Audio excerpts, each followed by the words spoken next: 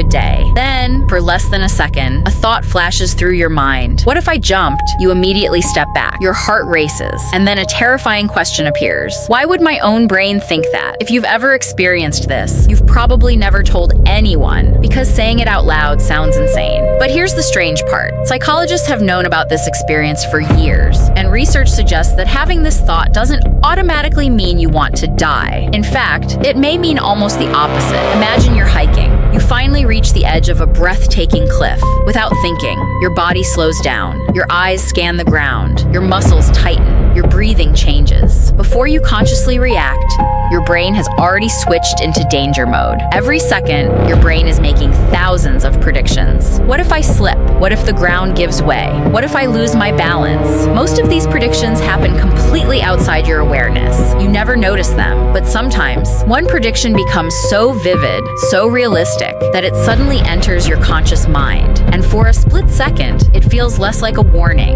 and more like an urge. What if I jumped? Not because you want to, but because your brain is rapidly evaluating one of the worst possible outcomes before it happens. The surprising part isn't that this thought exists, it's how many perfectly healthy people experience it. Researchers often refer to it as the high place phenomenon, sometimes called l'appel du vide, the call of the void. Studies have found that many people with no history of suicidal thoughts report experiencing these brief, disturbing flashes.